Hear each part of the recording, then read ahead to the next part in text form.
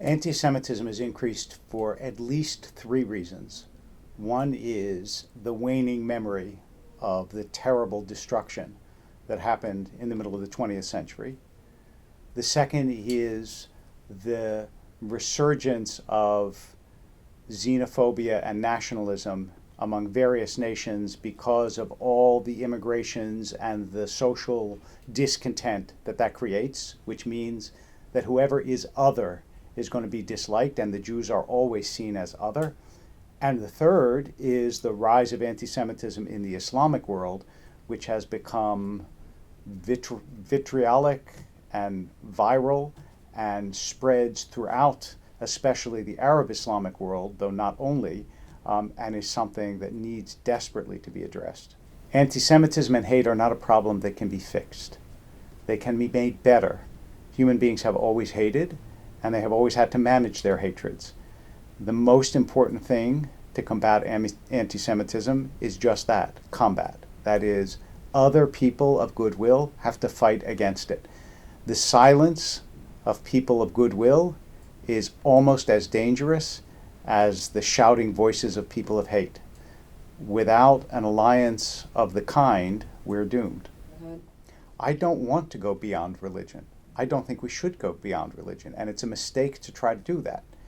Instead of saying we have to erase our differences, because human beings will always be different, we should say we need to dignify our differences and understand them.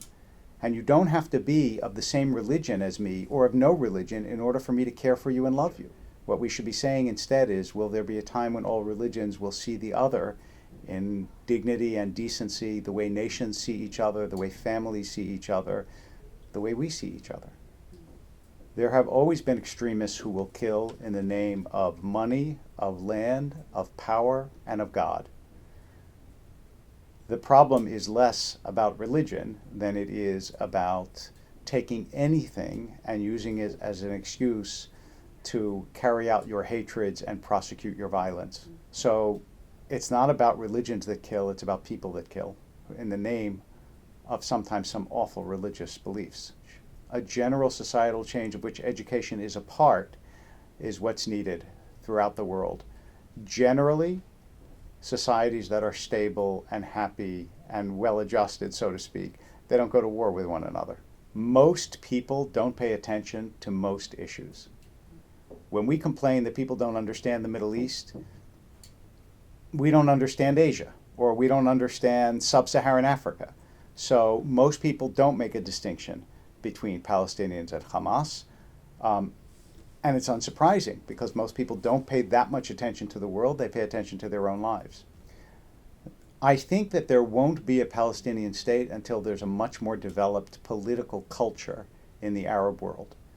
Because if you were Israel and you saw the way most of the Arab states, most of the Muslim states in the Middle East conduct themselves, and the way they battle even with each other, you would be very reluctant to create yet another one right on your border. So when the political culture of the Arab world develops, when there are democracies, as seems to be happening now, for example, in Tunisia, when that model starts to spread, then I think we have some real chance of peace. My idea of peace in the world is not that there's no conflict, but that people handle conflicts without resorting to the sword. God is beyond religion, and religions are the different languages in which people approach God, worship God, and try to live a life in accord with what they understand God wants. That you inherit certain conflicts and certain anger from the past. And if you don't improve on that, what you do is hand it on to the future. It's the job of every generation to do a little bit better than what they were given. We can blame the past for the pain we feel, but not for the pain we cause. I think it is the responsibility, whether asked for or not, of everybody who identifies themselves as Muslim to disassociate themselves from the terrible things that are done in the name of Islam, as I would be the first to disassociate myself from terrible things that have been done in the name of my own religion. When you feel as though the world is against you, even when you're ashamed of what your own group does, you don't want to give the world the satisfaction of condemning it. But we have to overcome that because the stakes are too high and the danger too great. There are only two things that can destroy a terror group. One is battle from without, and the other is an enlightenment from within, and I hope for both.